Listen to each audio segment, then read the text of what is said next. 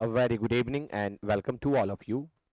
In today's class, I am going to explain MTS State 35, taken from SSC English, written or compiled by Ajay Kumar Singh.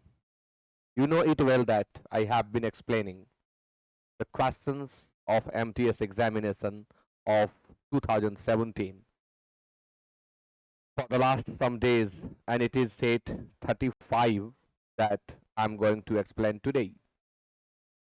So let's get started. Question number one is, however, the essential services and critical staff in a government will be on duty today. However से important बात क्या है? However के साथ जब भी हम sentence frame करते हैं, however के बाद कॉमा लगाते हैं, चाहे वह सेंटेंस के शुरू में हो या सेंटेंस के बीच में हो, इसके बाद कॉमा का यूज होता है. So however the essential services and critical staff in a government कहा जा रहा है will be on duty today, यानी आज ड्यूटी में रहेंगे. तो आज ड्यूटी में रहेंगे तो किसी भी सरकार की बात तो है नहीं, किसी खास सरकार की बात है. इसलिए गवर्नमेंट के पहले हमें द का यूज करना होगा. स्टाफ शब्द कॉमन नाउन और कलेक्टिव नाउन दोनों रूपों में यूज होता है. स्टाफ मीन्स कर्मचारी होता है. A group of persons working together को हम स्टाफ कहते हैं. इसका प्लुरल बना भी सकते हैं और नहीं भी बना सकते हैं. स्टाफ्स भी लिख सकते हैं और स्टाफ भी लिख सकते हैं. इसलिए यहाँ स्टाफ लिखा गया है, जबकि यहाँ मोर देन वन का बोध हो रहा है. आंसर होगा बी. ए के बदले द का यूज करें. Question number 2. Mumbai was crawling at a snail's pace. At a snail's pace means बहुत धीमी गति से.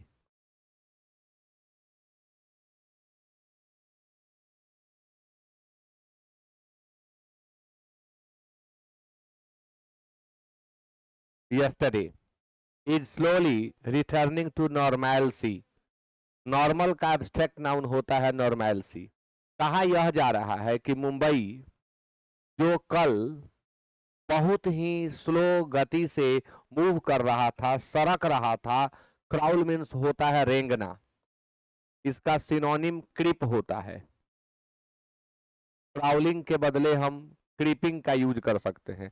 मुंबई जो कल सरक रहा था, आज वह अपने नॉर्मैलिटी को धीरे धीरे प्राप्त कर रहा है. तो यहाँ मुंबई के बाद व्हिच का प्रयोग, रिलेटिव प्रोनाउन व्हिच का प्रयोग इंपॉर्टेंट है और आंसर होगा ए. क्वेश्चन नंबर 3 फील करना है. Turn the AC dash before you leave the office.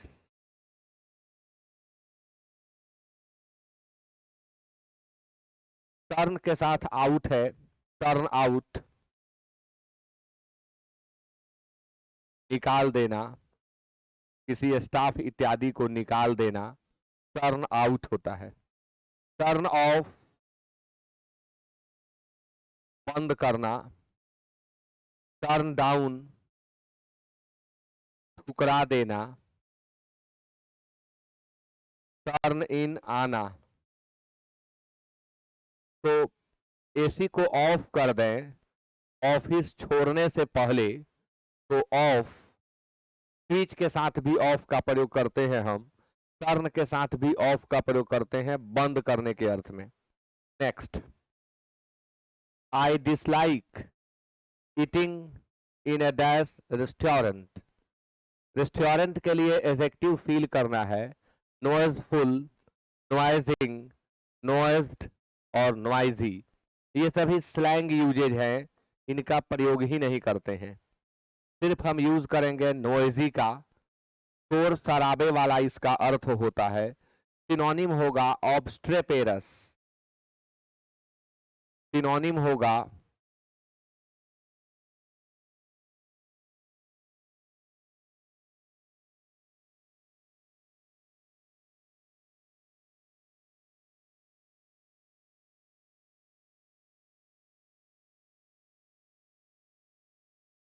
ऑब्स्ट्रेपेरस, noisy, शोर शराबे वाला और अंग्रेजी होता है इसका। बोइस्टेरस,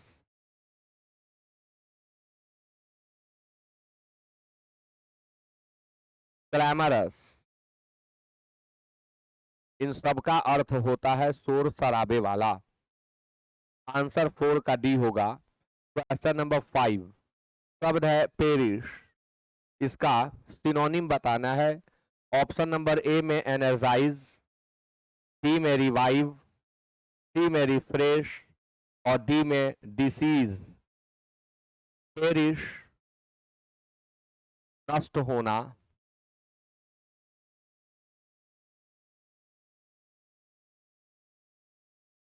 बर्बाद होना, एनर्जाइज, ऊर्जावान बनाना, रिवाइटलाइज कर देना, रिवाइव, फिर से जीवित करना, जीवन दान,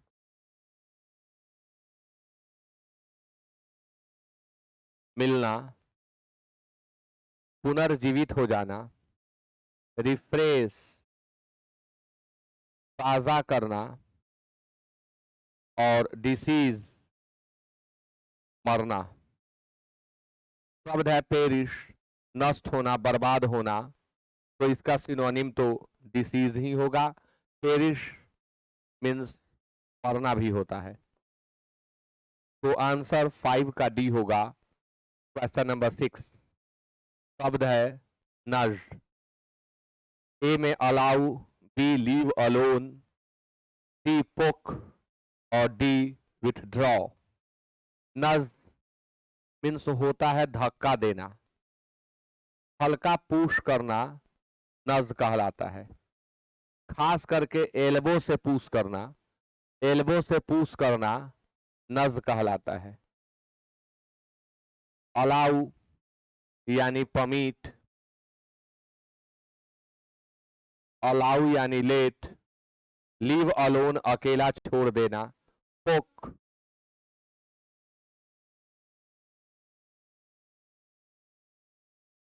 धक्का देना, विथड्रॉ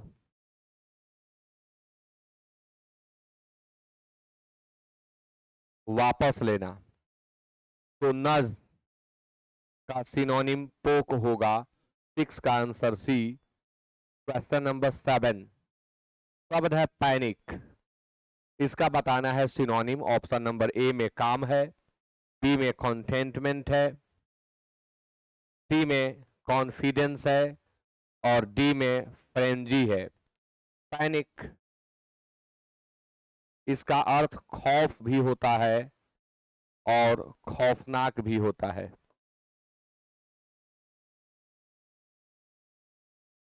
पैनिक का अर्थ घबराया हुआ भी होता है।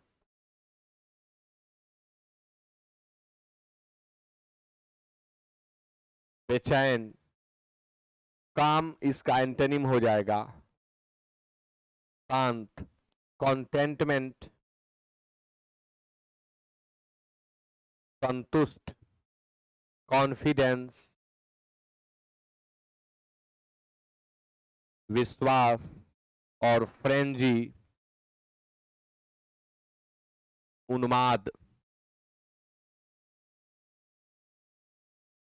बेचैनी, अब पैनिक का सिनोनिम हम फ्रेंजी ही देंगे, बाकी कोई वर्ड यहाँ सेलेक्ट करने लायक नहीं है। कंटेंटमेंट मीन्स संतुष्टि होता है, मैंने केवल संतुष्ट लिख दिया है। संतुष्टि होता है कंटेंटमेंट मीन्स, और इसका सिनोनिम कंटेंट भी होता है, कंटेंट। 8 में शब्द है ऑस्पिशस, इसका एंटोनिम बताना है आपको। ए में ब्राइट है, बी में हैप्पी है, सी में अनलक्की है और डी में टाइमली है। ऑस्पिशस मीन्स शुभ होता है, अनुकूल होता है और मंगलमय होता है। ब्राइट चमकीला,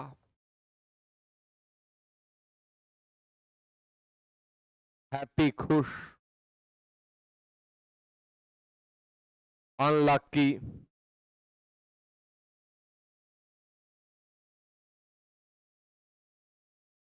भाग्यहीन। इसका सिनोनिम अनफॉर्चुनेट होता है। टाइमली, सामयिक, समय पर। शब्द है ऑस्पिसस, शुभ, अनुकूल, मंगलमय। तो नेगेटिव सेंस का वर्ड इसमें अनलक्की है। ऑस्पिसस जो हमारे लिए फेवरेबल होता है, अनलक्की जो हमारे लिए, जो हमारे लक के सपोर्ट में नहीं होता है। तो 8 का आंसर सी होगा। क्वेश्चन नंबर 9, शब्द है स्पेयर। स्पेयर का हम दो तरह से अंग्रेजी में प्रयोग करते हैं। स्पेयर जब वर्ब के रूप में यूज होता है, इसका अर्थ होता है बख्श देना, माफ कर देना, क्षमा कर देना।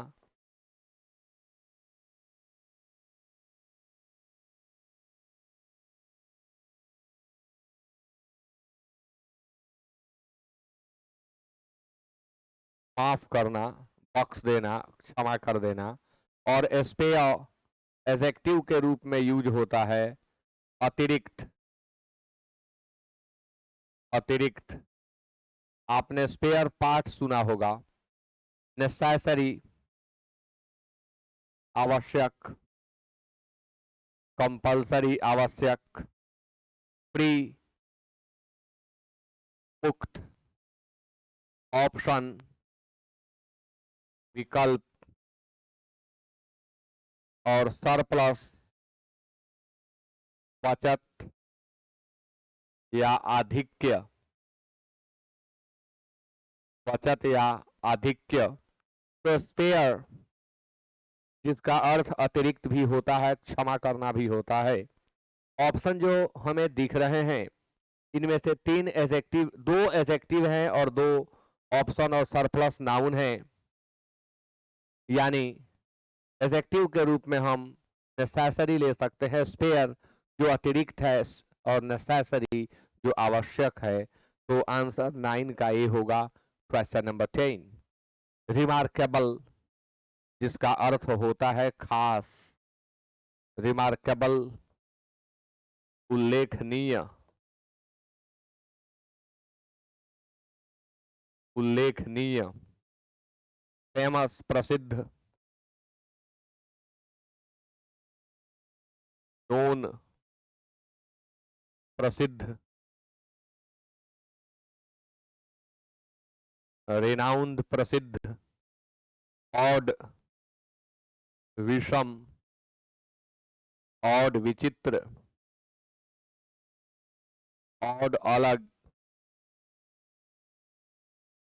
रेयर दुर्लभ, और नॉर्मल साधारण। रिमार्केबल विशिष्ट, खास, उल्लेखनीय।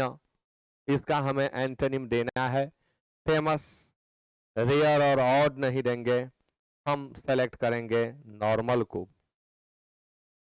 10 का आंसर डी होगा। क्वेश्चन नंबर 11,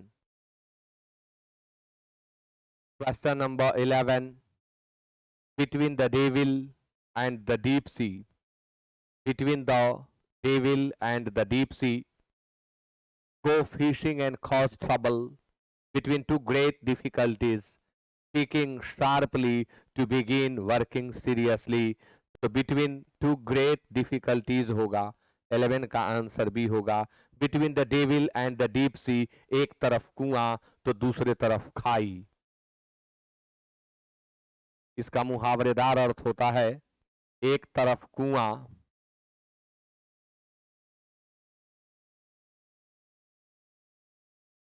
तो दूसरे तरफ आई। यानी दो समान परिस्थितियों में घिरा होना, जो दोनों ही अनलक्की हैं, अनफेवरेबल हैं।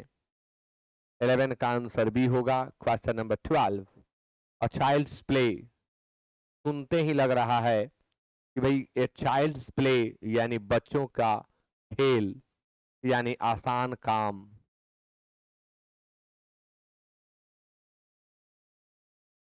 आसान काम। 12 का आंसर सी होगा। क्वेश्चन नंबर 13, ब्रैकेटेड पार्ट को इंप्रूव करें। क्वेश्चन है टू कन्फर्म टू, याद करें कन्फर्म अपने बाद टू लेता है, इसका अर्थ होता है कि अनुरूप होना। एक शब्द है CONFIRM, कन्फर्म, पुष्टि करना। यह अपने बाद टू कभी नहीं लेता है। कन्फर्म पुष्टि करना, कन्फर्म और कन्फर्म दोनों के प्रोनाउंसिएशन में भी डिफरेंस है। Confirm FORM, confirm FIRM। To confirm to a set of rules, a regulations without a real voice in their formulation। तो रूल्स ए रेगुलेशंस नहीं होता है, आपने पढ़ा है, आपने सुना है, रूल्स एंड रेगुलेशंस। आंसर 13 का ए होगा, rules and regulations. Question number 14, it includes a decision of the status of British and EU migrants resident in their respective territories। in their respective territories, respective means होता है अपने अपने।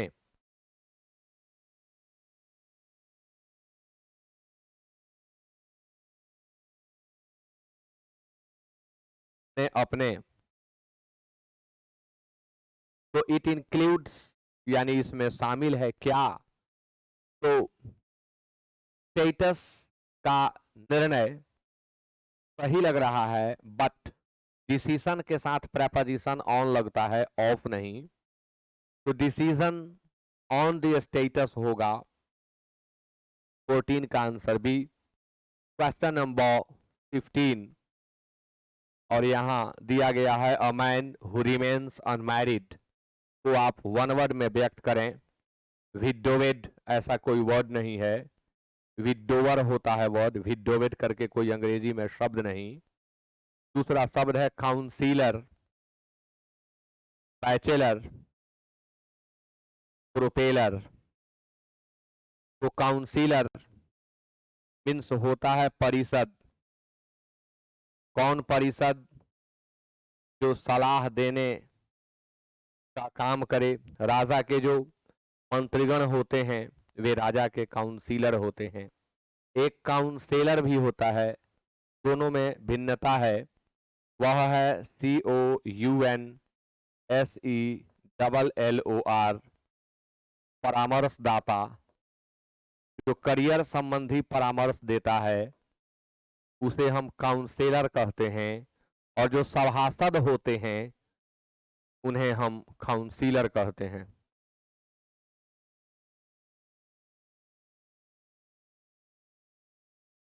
Bachelor, कुंवारा। आप लोग comment करके बता दें बैचलर का फेमिनिन जेंडर क्या होगा। A woman who remains unmarried,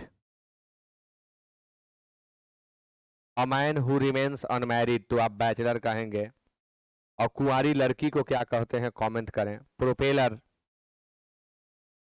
propeller means होता है खींचने वाला। प्रोपेल मीन्स होता है खींचना, प्रोपेलर मीन्स होता है खींचने वाला। इसी का दूसरा अर्थ जहाज का पंखा।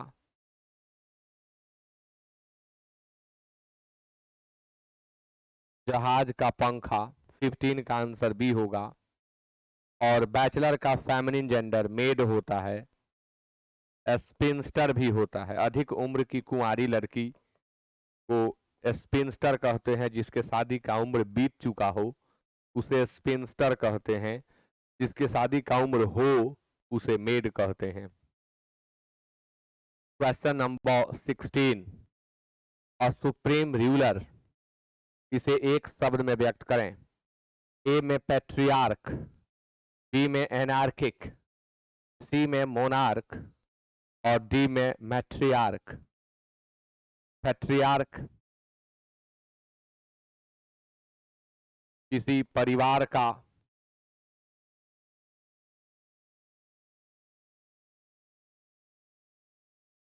सबसे वृद्ध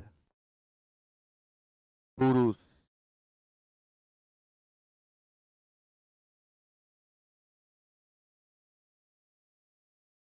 एनार्किक,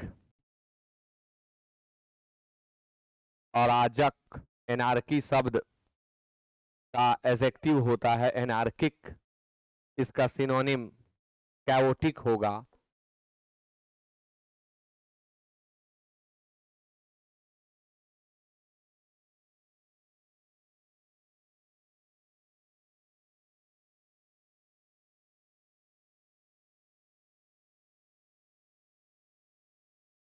कैओटिक। मोनार्क मीन्स राजा होता है।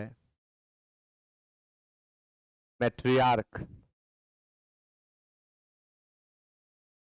किसी परिवार की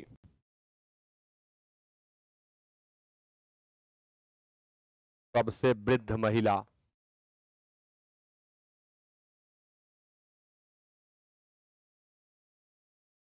तो अ सुप्रीम रूलर, रूलर किसे कहते हैं? राजा को कहते हैं, मोनार्क को। इसलिए आंसर सी होगा। क्वेश्चन नंबर 17, सेकेंडरी शब्द 4 तरीके से लिखा गया है, सही कौन है? तो सेकेंडरी सी सही है। प्राइमरी, सेकेंडरी, वही सेकेंडरी, सी सही है। क्वेश्चन नंबर 18 में 4 शब्द हैं, स्ट्रेंथ, तो ही 4 तरीके से लिखा गया है। 2 सही हो गया है यहाँ गलती से, टाइपिस्ट के गलती से। स्ट्रेंथ का ए भी सही है, स्ट्रेंथ का डी भी सही है। Question number 19, rearrange the parts, the greatest, ये क्या है? एज, फिर है एंड, इसका मतलब क्या है? द ग्रेटेस्ट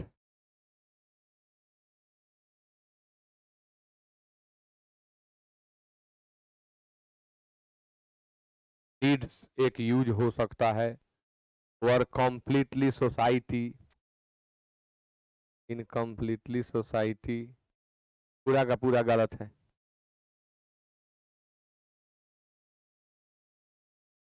यह सेट में गलत होगा क्योंकि ऐसी गलती टाइपिस्ट से नहीं होगी।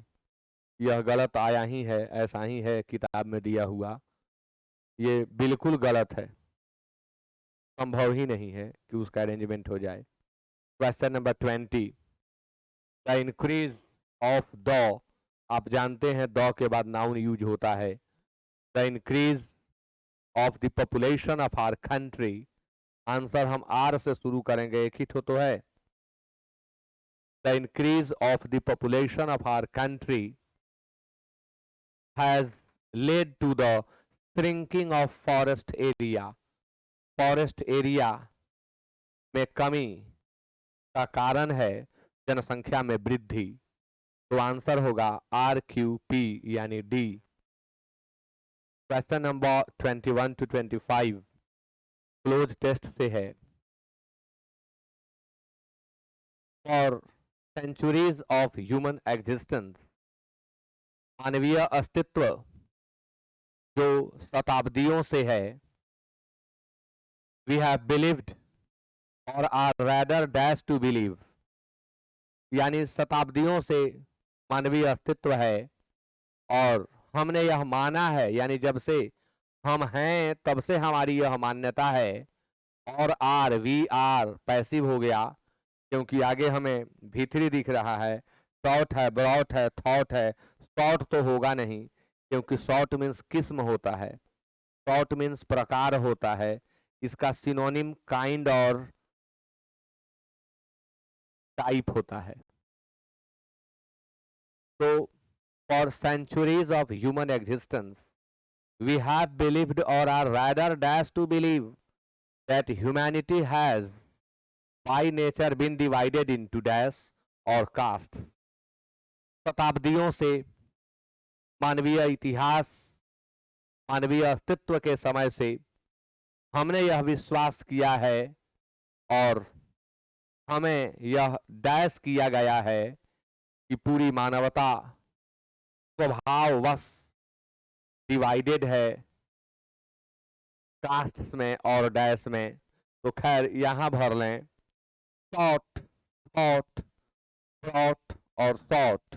तो जब वी के बाद आर लगा दिया गया तो थॉट नहीं होगा, वी आर थॉट तो हो जाएगा हमें सोचा जाता है, जो कि गलत हो जाएगा।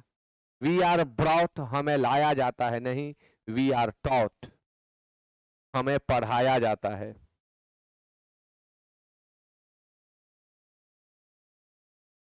We are taught to believe that humanity has by nature been divided into dash और कास्ट। नेचर के द्वारा मनुष्यों को कास्ट में, और अब चूंकि और है तो कास्ट का ही तो सिनोनिम चाहिए, तो कास्ट का सिनोनिम यहाँ क्या है? रेसेज है, रेसेज। रेस मीन्स जाति, कास्ट मीन्स जाति। अच्छा, ये ब्रेसेज है, शब्द ब्रेस है। ब्रेस मीन्स होता है सुसज्ज करना, किसी परिस्थिति का डट कर सामना करने के लिए खुद को तैयार करना, ये ब्रेस होता है। तो 22 का आंसर बी होगा। हम रेसेज और कास्ट्स में डिवाइडेड हैं by nature, and that certain race physical और intellectual endowment in terms of others to superior. और चाहे फिजिकल और इंटेलेक्चुअल जो हमारे गुण हैं, स्वभाव हैं, इसके आधार पर कुछ खास रेसेज को, अब यहाँ ग्रामेटिकल मिस्टेक है, सर्टेन के बाद रेसेज होना चाहिए, तो सुपीरियर मान लिया जाता है। द डिस्क्रिमिनेशन दैट फॉलोज, अब इससे जो भेदभाव उत्पन्न होता है, डिस्क्रिमिनेशन भेदभाव, इसका सिनोनिम डिफरेंस होता है, डिस्टिंक्शन होता है। दिस बिलीफ इज कॉल्ड रेसिसिज्म, और यहीं से तो रेसिसिज्म की उत्पत्ति होती है, जातिवाद की उत्पत्ति होती है। और डैश, फिर हमें रेसिसिज्म का सिनोनिम देना होगा 23 में। अथेइस्ट मीन्स होता है नास्तिक, नास्तिक। एग्नोस्टिक अज्ञेयवादी, जो डाउट में रहे कि ईश्वर है या नहीं, one who doubts about the existence of God.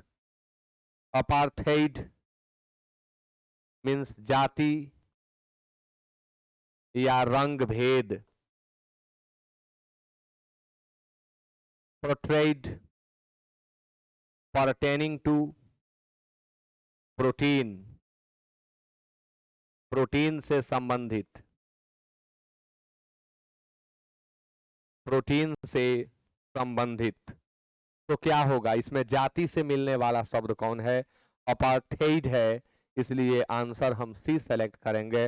रेसिसिज्म का सिनोनिम सी होगा।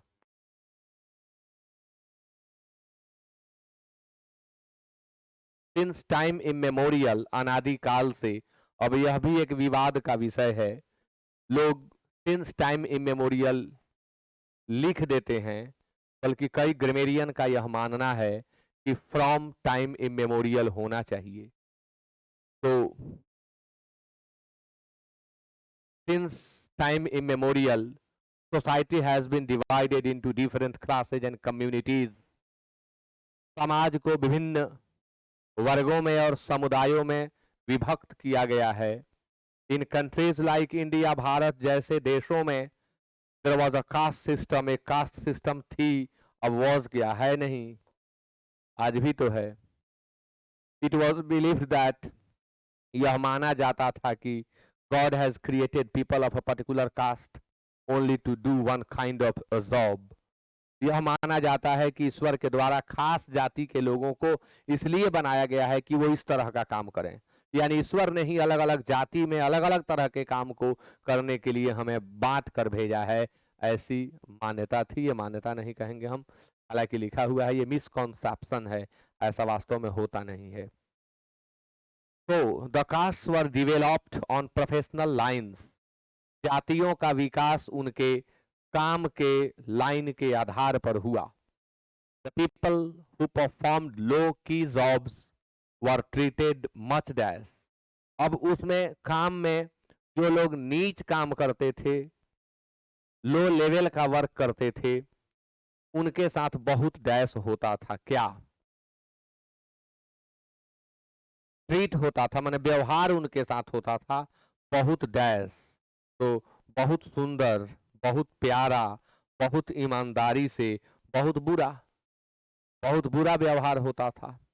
This attitude has been so strongly entrenched in the Indian psyche that, Bharat के लोगों के चित्त में, साइकी मीन्स चित्त, साइकी मीन्स मन, भारत के लोगों के साइकी में यह बात इतने अंदर तक समाई हुई है, entrenched मतलब गहराई तक